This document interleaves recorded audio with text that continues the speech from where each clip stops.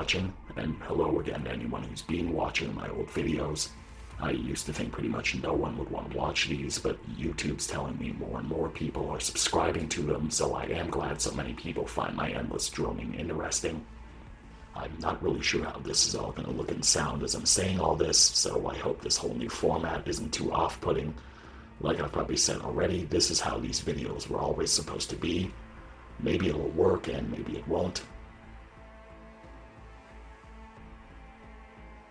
I haven't made one of these theory videos in a long time, so I thought I'd actually go back to a really old idea of mine that just never really quite came together. I wrote out the theory for this video nearly a year and a half ago, but I never really saw any real reason to actually turn it into a video. For a while, it just seemed very basic and kind of loosely formed, and then when Cyberpunk Edgerunners came out, it almost made the biggest part of this theory seem pretty obvious, so I just didn't really think it was worth it anymore. But looking back now, there are a bunch of different parts to this, and with the things we saw in Edgerunners, the theory overall might actually have more merit than it used to.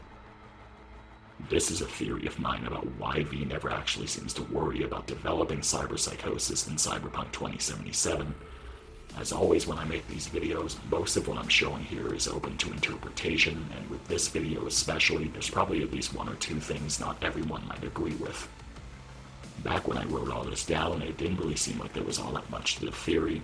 I think we kind of all knew that the real reason V never developed cyberpsychosis is because Cyberpunk 2077 is a video game and not a tabletop game. They didn't really have any real need to try and implement that kind of system into this game, so they mostly just left it totally up in the air. But there is something in this game that I actually think could be considered a narrative explanation for why V never actually worries about cyberpsychosis. Something I think might actually tie directly into the latest version of the Cyberpunk tabletop books. Now, despite what I said earlier, one of the reasons I wanted to go back to this ended up happening because of Cyberpunk Edgerunners. After the anime came out, the whole concept of cyberpsychosis in this franchise really started getting attention from the fans, and lo and behold, the creator of the Cyberpunk series, Pondsmith himself, ended up taking to Reddit and talking about cyberpsychosis at length. He went over everything from the tabletop to the video game to the anime, and he basically laid out all of the ideas behind writing cyberpsychosis as a concept overall. The way he described it, people using cyberware and body augmentations in the cyberpunk universe is supposed to be a lot like how people use anabolic steroids in real life. It can affect the mind as well as the body. The more someone uses, the more dangerous it gets, and cyberware can end up causing behavioral problems and full-blown psychotic episodes the same way steroids can cause roid rage. He also went over how a character's emotional and mental well-being is supposed to affect the way they handle the changes cybernetics cause to their bodies, how this is why some characters are more resistant to cyberpsychosis than others, sort of like how these things affect a person's susceptibility to real behavioral disorders in real life. This was a major concept from the original series, and this is the actual basis for cyberpsychosis as a whole in this franchise. In tabletop terms, they represented these things by giving every character an empathy and humanity score. Every point of empathy gives a character 10 points of humanity. These stats show how emotionally and mentally well off a character is, how well they can relate to and connect with other people, and how close they are to a full-blown dissociative state. Cyberpsychosis is when a character has zero empathy and no humanity, leaving them incredibly emotionally unstable and with no respect for life or the world around them anymore. A character that's incredibly volatile and willing to lash out and indulge their worst, most dangerous impulses without any thoughts or any inhibitions. The part that's really interesting, though, is where he talks about V and David Martinez in terms of how high their humanity scores would be. What he says about V in particular is what really got me to come back to this theory overall. He points out how V, from what we see, has to be a fairly stable person overall. How V is actually able to bounce back and deal with the stress of having the relic and the Silverhand construct forced into their heads at the end of Act 1. And how all this means that, even though different from David, V's humanity should still be fairly high. Pondsmith went as far as saying that having Johnny's construct installed is one of the things protecting V from cyberpsychosis, that Silverhand's actual construct and his overall mentality would actually act as a bit of a buffer for the implants V gets in the game. So before this even kicks off, we already have a partial explanation we can all but guarantee is canon, unless they change things in later content. I really like this explanation, and I like what it says about the relic and Johnny in general. In the same vein, I also like the idea that a few of Johnny's subtle traits are slowly being inherited by V, like suddenly knowing how to nail the three most iconic samurai riffs despite telling Johnny he or she had little to no experience playing guitar. At the same time, though, it's pretty clear this is only part of the reason why V never goes cyber psycho. Like Pondsmith clearly says this is one thing that's actually helping V, but he clearly alludes to other things like a high empathy and a high humanity rating. And as a side note, I also think this comment has probably been misquoted or misinterpreted. I've seen a bunch of things that say V is completely immune to cyberpsychosis with the relic installed and tying it to this Reddit post, but I don't think that this is true. First of all, the game itself would actually contradict this.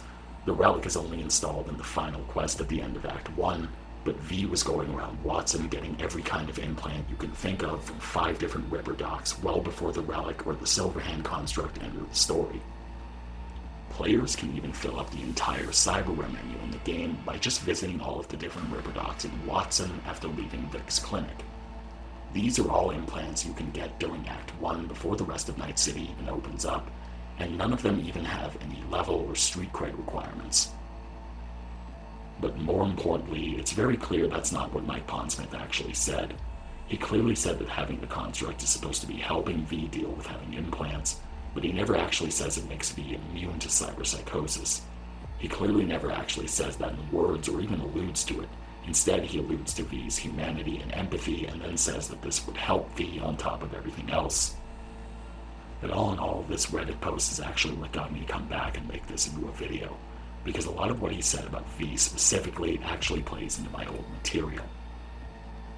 So first off, the main thing that started this whole theory was the very first time we ever see cyberware being installed during the game.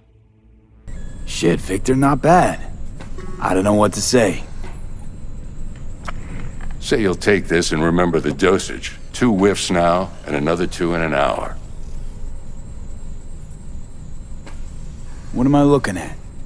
A mild stim. Should boost neurotransmission in the short term and muffle some of the side effects while the implant takes.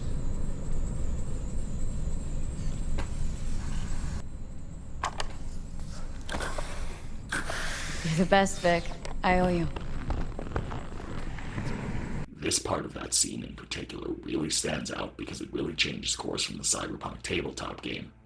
In the tabletop series, and particularly the older versions like Cyberpunk 2020, there was never any mention of any drugs that made installing cyberware any safer. The books outlined a very elaborate process characters went through when they had surgeries to install cybernetics, but there was never any references to drugs that dealt with side effects from implants. But if we look at the rest of Cyberpunk 2077, this whole thing goes even further. When Regina Jones starts hiring V to capture cyberpsychos that have been rampaging around Night City, 2077 starts to tell us more about cyberpsychosis in general, and one of the things that keeps coming up during those quests is that a lot of these cyberpsychos who are all still loaded to the gills with cybernetics when we meet them were all taking medications that were actually stopping them from going full-on cyberpsycho.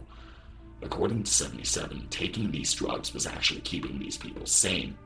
It was only when they stopped taking them that stress and trauma pushed them to their breaking points.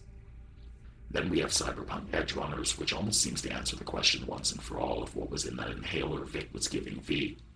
Edgerunners takes this the furthest of all by introducing the idea of immunoblockers. David and Maine are constantly injecting themselves with immunoblockers to help their bodies deal with their cybernetics. And even after they finally reach their limits and are both right on the edge of full-on cyberpsychosis, these immunoblockers can even actually keep them from having full-blown psychotic episodes. These medications are so powerful they can not only be used to prevent cyberpsychosis, but can actually put a stop to it even after it's already started. So with Edgerunners in mind, the rest of this section almost feels unnecessary. I wrote this stuff way back when all we had was the video game, its lore books, and the tabletop books, and the anime almost makes it feel kind of redundant. My theory was that V was taking medications that were based on something from Cyberpunk RED that's all supposed to make having cyberware a whole lot safer. That scene is the only time we actually see the process of getting implants in detail, and I always thought it could easily be implied that every implant V installs involves a Ripper doc handing V a similar inhaler and doling out the same kind of medications. The whole concept started from something they added in RED before the game came out, and I laid out an entire case for it, but I think Edgerunners makes it moot. Vic clearly says he's giving V something to suppress the implant's side effects as the body starts getting used to it, and in the anime, Lucy and Doc make it clear in episode 2 that this is exactly what immunoblockers are usually used for. The scene in the ambulance in that same episode even tells us that taking immunoblockers is supposed to be standard procedure for getting implants in the 2070s, and that there are many different kinds. So all in all, I think one of the reasons V is so resilient to cyberpsychosis is actually that every implant in the game just comes with healthy doses of immunoblockers. Every outrageously priced implant in the game always involves cutting to a menu and skipping past the actual surgery, and the game already makes it clear that taking medications to deal with the side effects of getting cyberware implanted was a very healthy and viable practice.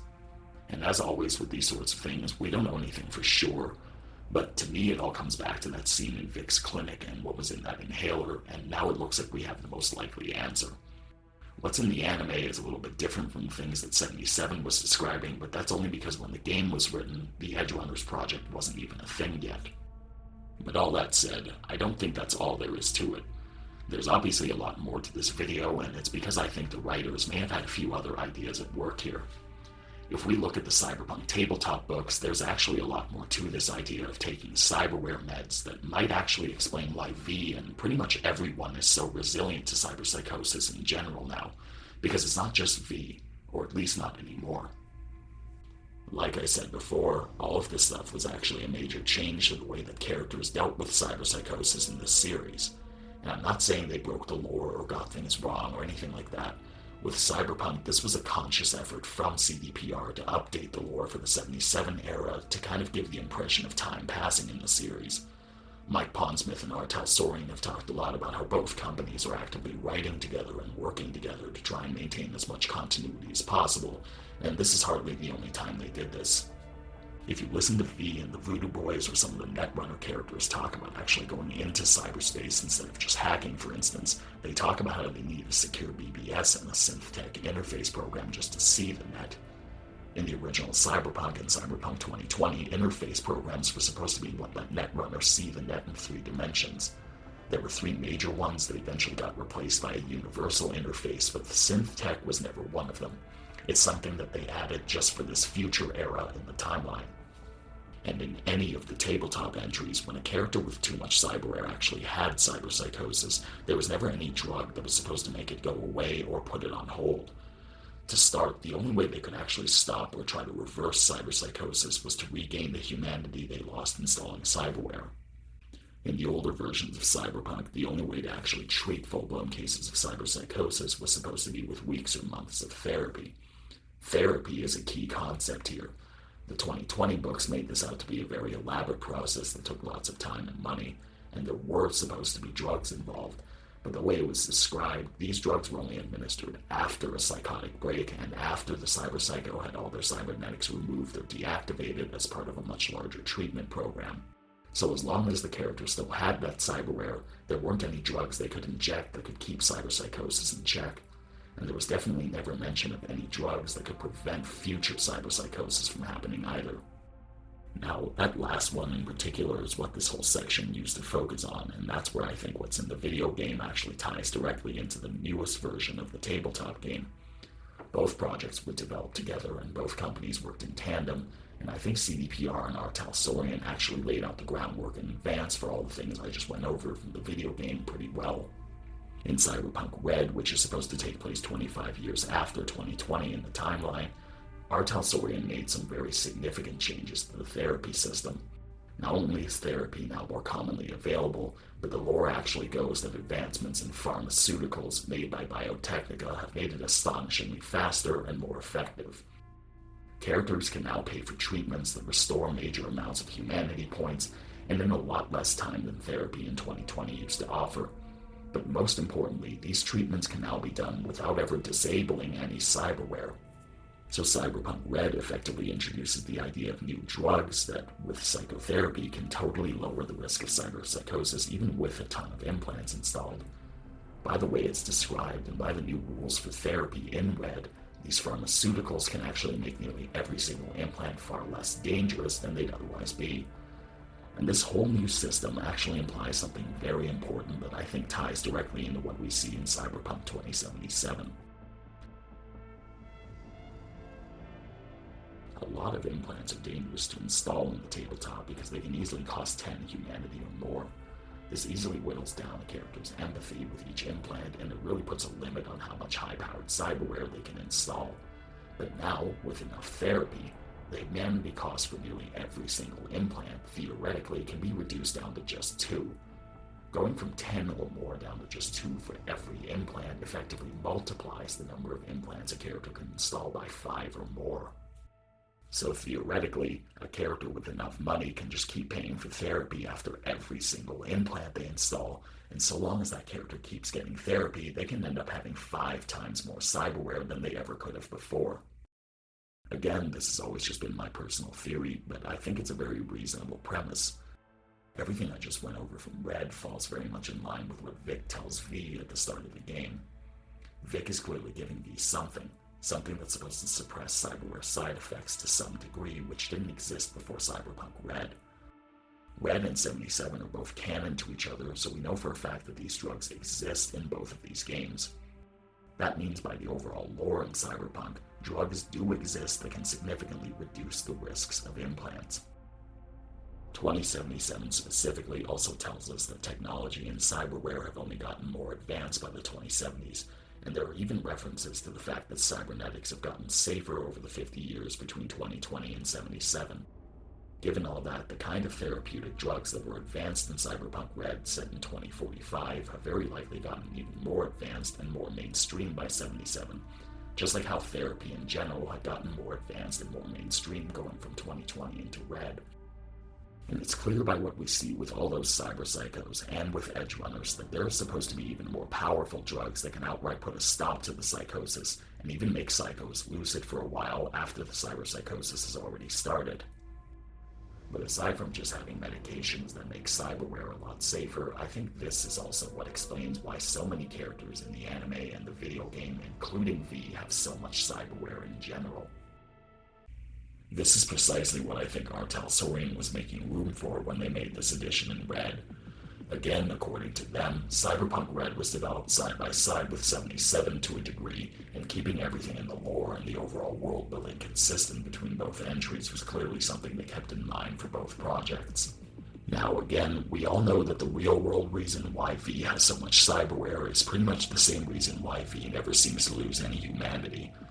77 is a video game where development time and the need for a certain kind of power fantasy were major considerations, so the developers ultimately didn't feel the need to include this system. Obviously, a video game and an anime even is going to ignore some of the limitations set in books and tabletop games, but that still doesn't mean there isn't a narrative explanation for all of this. The implication of the new therapy system in RED is very clear. With these treatments, any character could easily triple or quintuple the amount of cyberware in their body before ever having to worry about cyberpsychosis again. And this is supposed to be back in 2045. Now, what I'm about to say is probably the most debatable thing I'll say this entire video, and keep in mind that this doesn't really make or break this theory as a whole, but if we look at the game and the anime, I think it's clear that all people in the Cyberpunk universe have substantially more cyberware than they used to in the 2020s and the 2040s. Like I said before, it's not just V who goes around installing tons of cyberware without fear. I think that most of the characters we see in the game or in the anime do have substantially more chrome than most of the characters in the tabletop ever could before they changed the therapy system. And this definitely makes sense from a narrative perspective. Not only does the new therapy system exist, but since whatever drugs they were supposed to be using in RED would almost definitely be more effective by the 2070s, the effect would be even more pronounced. If you don't agree, consider that if we actually look at characters from the tabletop books, even just a character with both arms and both legs replaced with cyberware is actually very rare. I'm not saying they don't exist, but they're so rare I can't even say for sure whether I've ever seen a character sheet for one in any of the books they've ever published. By tabletop rules, it's totally doable, but that's without considering the fact that almost every tabletop character and almost every person in the Cyberpunk universe is going to need a ton of other basic cyberware just to function in day-to-day life. Neural processors, chipware sockets, interface plugs, and cyber eyes are all very common implants. And by the 2070s, almost every single character we can name actually has most, if not all of these. In the video game and the anime, just doing some of the most basic day-to-day things is pretty much impossible without these things. In Cyberpunk RED, all of these things in a full set of cyber limbs together could easily take away 5 or more empathy. Assuming a character has that to spare to begin with, that's before we even get to any added options for those cyber limbs or those implants. The reason why this was so uncommon in the tabletop is because walking around with 1 or 2 empathy makes for a very unsafe character. But with the therapy system from RED, which was specifically designed for player characters, this becomes a non-issue. With treatments, all of those implants I just listed altogether go from taking 5 whole points of empathy down to just 2. Not only is that perfectly viable for any character, it would leave plenty of room for even more implants and more options. And I think this is why in 2077, having 2 cyber arms, 2 cyber legs, and even heads covered with metal, along with who knows how many implants we can't see, becomes so common random pedestrians on the street wherever you look are walking around in Adam Jensen chic for the whole world to see. These are just the screenshots that I took of random pedestrians in a 10-minute sitting, and it's obviously not just civilians. Gang members in this game can be even more cyberized. Not all of them, but a lot of them will walk around with both arms, both legs, heads, or combinations of these completely cyberized. Again, that's in addition to whatever day-to-day implants they have we just can't see. And then on top of that, we know that most of these gang goons also have combat implants. Subdermal armor, gorilla arms, or speedwear implants like Korenzikov or Sandevistan are all very common implants for most of the gangs in this game. Even if we try to apply the most liberal interpretation of the old tabletop lore here, characters like this would have gone cyber psycho way before they ever even met V. By the old lore, all of this would just be way too much chrome for pretty much anyone, and yet here, this is just normal for these characters. They have more cyberware than a lot of actual solos from the old books, and yet they're going about their business and living their lives without any issues, and I haven't even gotten to any named characters yet. Susie Q, the leader of the Mox, who only shows up in one quest before she disappears from the game, is a perfect example. Both her arms and both her legs are cybernetic, and her whole head is brimming with cyberware.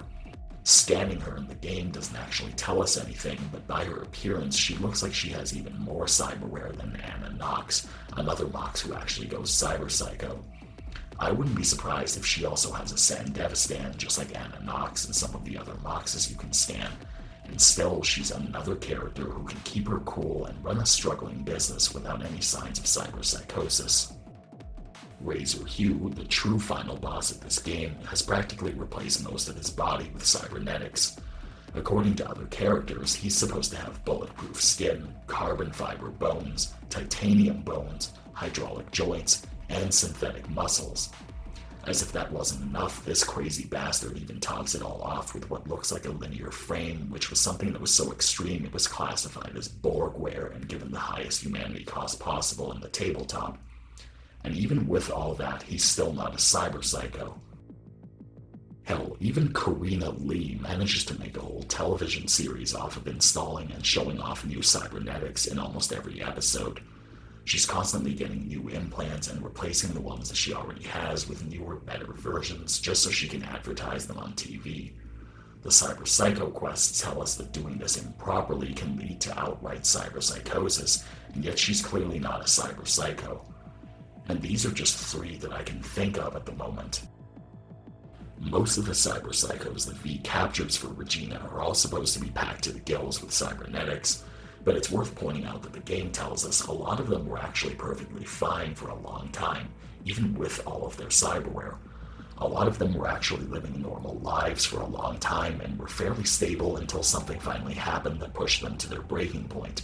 And for a few of them, it wasn't even stress that actually got them, but being exposed to malware of some kind.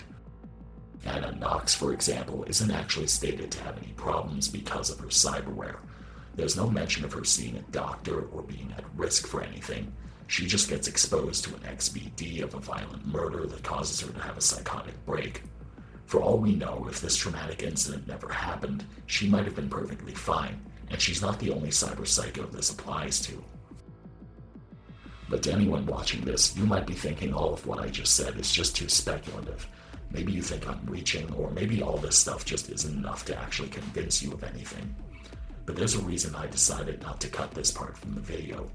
Because if we move away from the video game and look to Edgerunners, the case for a higher universal cyberware tolerance in the later entries only gets substantially stronger. Cyberware use in the anime is substantially more extreme than most of what we saw in the video game. Not only that, the actual cyberware featured in the anime itself is more extreme than anything in the video game. In the anime, there are gorilla arms that double as rocket launchers and mantis blades, which was impossible in the video game. There are mantis blades implanted in cyber legs, which wasn't even possible in the Cyberpunk books, let alone the video game. And so many characters in the anime have so much cyberware, they make characters in the video game look like they're poor and begging for pocket change. Most of the Edgerunners crew is already packing more cyberware than most of the people in the afterlife. One random tiger claw that nearly kills Lucy and David in one episode has more cyberware than most of the tiger claws in all of 77. And let's not forget this gargantuan monstrosity that actually somehow manages to make every single Maelstrom boss in the video game look like total posers to the name. Given that I've actively avoided mentioning Maelstrom just because they're mostly a gang that largely embraces cyberpsychosis and their members are more metal than human, this is no easy feat. But more importantly, the very opening sequence of Edgerunners shows a cyberpsycho that could probably kill every cyberpsycho in the video game single-handedly, and maybe at the same time. James Norris probably has more cyberware than every single character from the video game you could name except for Atom Smasher himself.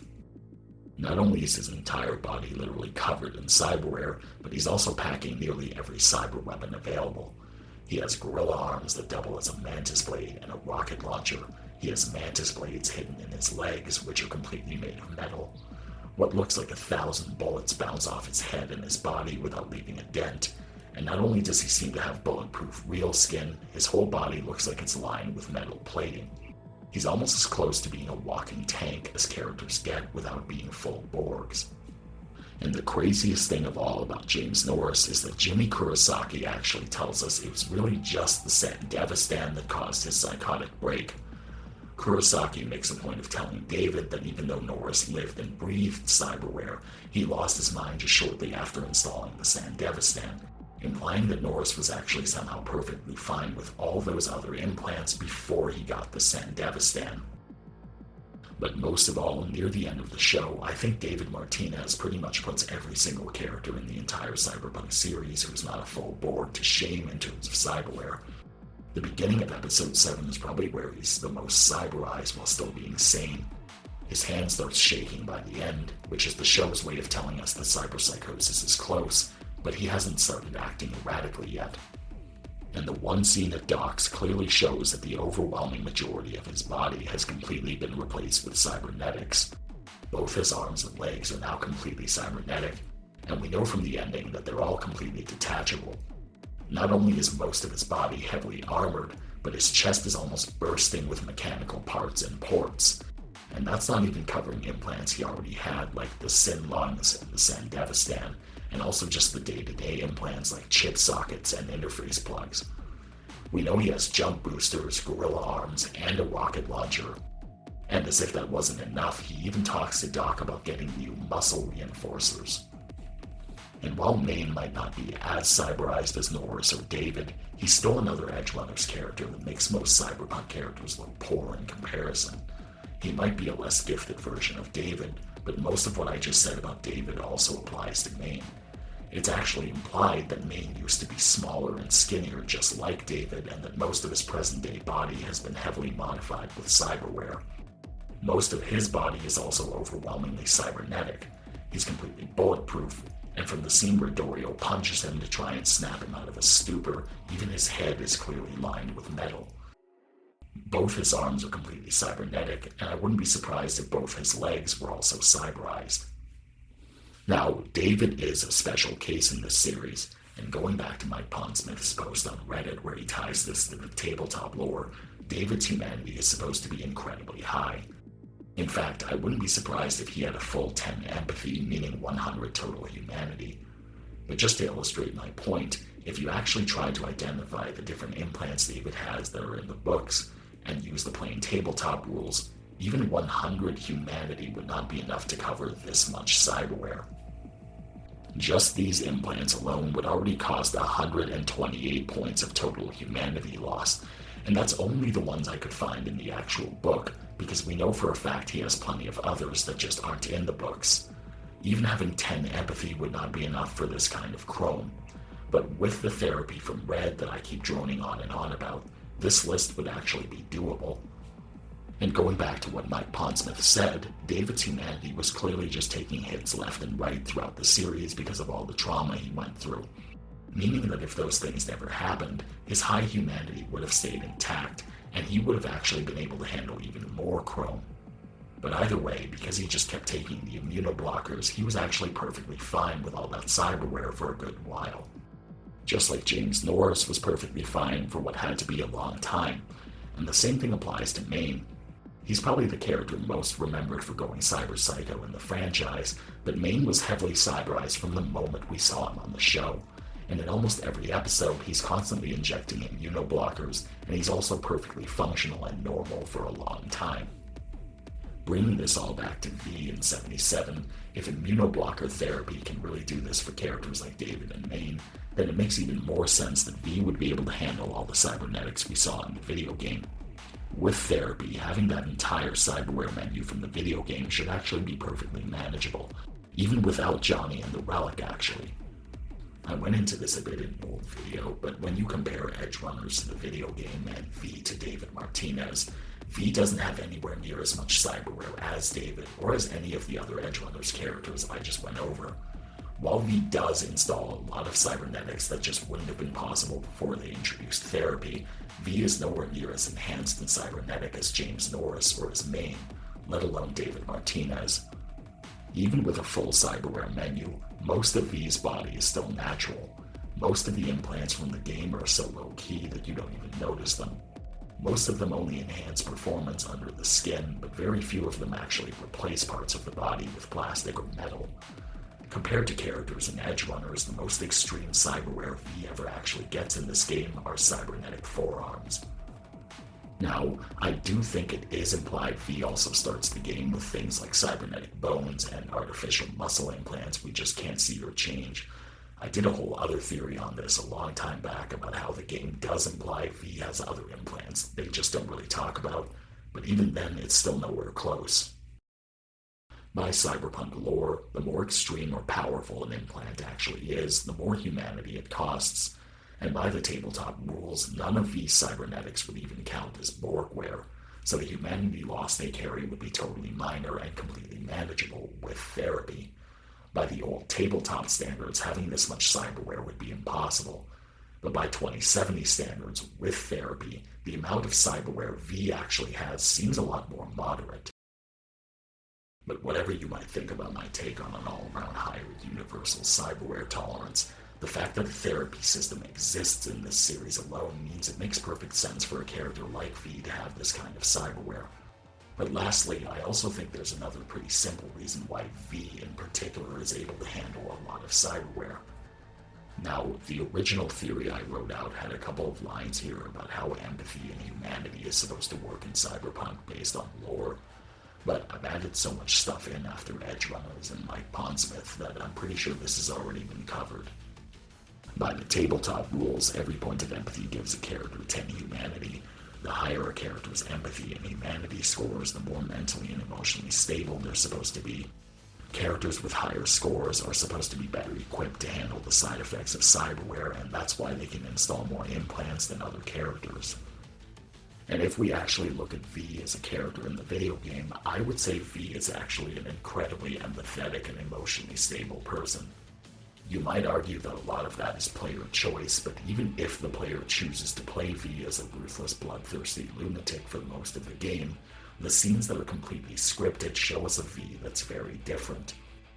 The character that the game defaults to is a character that understands and connects to people very easily, Someone charismatic enough and personable enough that even standoffish strangers take a liking to them and open up to them. A character that's emotionally very well-rounded and expressive throughout the game. Moments like Jackie dying or waking up and realizing their whole identity will cease to exist profoundly impacts V no matter what the player does. The fact that they might never realize their dream of building a legend in Night City profoundly impacts V no matter what the player does. Even if the player chooses to hate or openly antagonize characters like Johnny or Takamura, V will still openly commiserate and empathize with them no matter what they do. All in all, V is portrayed as a character that's very clearly in touch with their own emotions and humanity. One that's clearly very mentally and emotionally stable and healthy. One that's fairly sympathetic, who expresses a wide array of feelings throughout the game, and who would therefore have to have a fairly high empathy rating. And now to top it off, 13 months later, Mike Pondsmith himself has even alluded to the same thing, comparing V to David Martinez and highlighting how stable V would have to be to handle the stress of having the Relic and Johnny Silverhand forced in their heads. With everything we see, I would say that in tabletop terms, V would have at least a 7 or maybe an 8 in empathy. V clearly wouldn't have a 10, which is probably where David would be, but anything below 6 is just very unlikely. For a benchmark, we can just look at the characters from the Cyberpunk books who were written with a wide range of personalities. Rogue and Johnny Silverhand both had 7 empathy in Cyberpunk 2020. These were characters that back then were willing to send innocent samurai fans and concert goers to their deaths just for a distraction so they could get inside Arasaka and save Alt.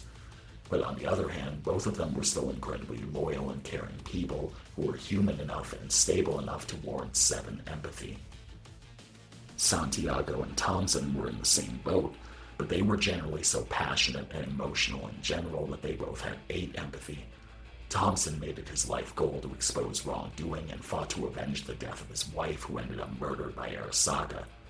Santiago was willing to stand by his friends through thick and thin and ended up leaving Night City behind so he could stay with the Aldecaldos and look after them. Shaden, a full Borg, had a base empathy of 9 because he was utterly and passionately dedicated to taking down the Arasaka Corporation as a personal crusade. In contrast, characters like Spider Murphy and Morgan Blackhand, who were more cold and analytical, had 6. When they attacked Arasaka in the Firestorm saga, Spider Murphy lied to the rest of the crew and secretly downloaded a copy of the Soul Killer program they were sent there to destroy, all so she could use it against Arasaka and avenge Rach Bartmoss. Blackhand, on the other hand, outright manipulated Johnny and completely kept the other strike teams in the dark just so he could have a diversion while he and Militech secretly destroyed the Arasaka central database in the tower. Then there was Rach Bartmoss, who was basically a borderline sociopath that ended up plunging the world into chaos by starting the data crash and had a 2. If you factor in the therapy system from RED, it would pretty much explain once and for all why V has so much cyberware. To kind of give you an idea, 7 or 8 empathy would mean 70 or 80 humanity. Looking at a full cyberware menu, there are 20 different implants. None of these implants are anything close to being Borgware implants, so with therapy, that would cost a total of 40 humanity. Losing 40 humanity would leave V with 3 or 4 points of empathy and 30 or 40 humanity. Having 3 or more empathy means that a character hasn't actually developed any psychological issues and is still perfectly normal. Not only is this perfectly manageable by the tabletop lore, but characters like Johnny, Rogue, and Blackhand were in the exact same camp. Now, obviously this humanity loss wouldn't be an exact calculation, but to counter this, the therapy system from RED would be even more advanced in the 2070s, so the actual humanity loss would almost certainly be lower than 40. V could very likely handle more implants than just what's on that menu, and when they introduce the DLCs, I almost guarantee that's exactly what's going to happen. And that just about does it. I'm looking at 14 pages, and I've probably been talking for about 14 years. But all in all, these are the reasons why I think it makes sense that V never has to worry about cyberpsychosis. All of this goes back to something very minor from that first scene we see with Vic, and all ties back to changes they made in Cyberpunk RED. This is mostly speculation, and it could just all be a coincidence, but CDPR and Artel Sorin have both stated they were collaborating and writing together to make sure both projects fit the overall lore and stayed consistent with each other. And now with Cyberpunk Edgerunners, this theory looks even more valid. And Mike Pondsmith himself actually alluded to one of the key things that I focused on here. He told us that having the relic and the Johnny construct installed is one of the things protecting V from cyberpsychosis, but on top of that, he also pointed out the fact that V would generally be a pretty emotionally and mentally stable person. If we look at the game itself, V would clearly have a very high humanity and empathy rating. And to top this all off, all the people in the Cyberpunk universe seem to be installing more cyberware than they ever did in 2020 or in RED.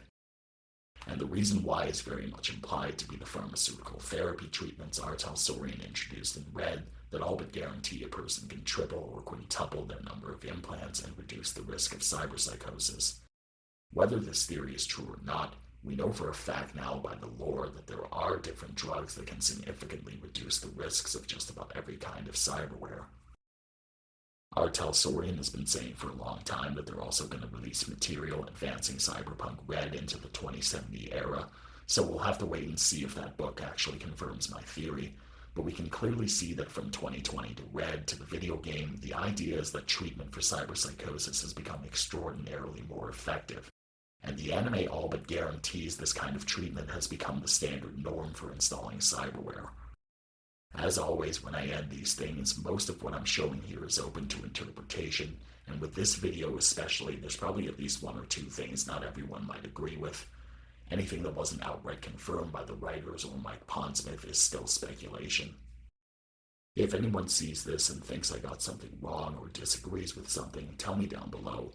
I could easily discuss make-believe and game theories for hours. Honestly, I'd be looking forward to it. I'd love to have a discussion. If you're one of the people who've been subscribing to these, I definitely have a bunch more planned. I even have ones for other games, and not even just games, or even videos that aren't theories, so I'll definitely make more. Thanks for watching, anyone, and if you don't like the new format, feedback is always welcome. This has been my idea for these videos from the beginning. I probably came up with it when I was a lot younger, and I don't know if it'll actually be any good, but that's never stopped me from doing anything before. Take care.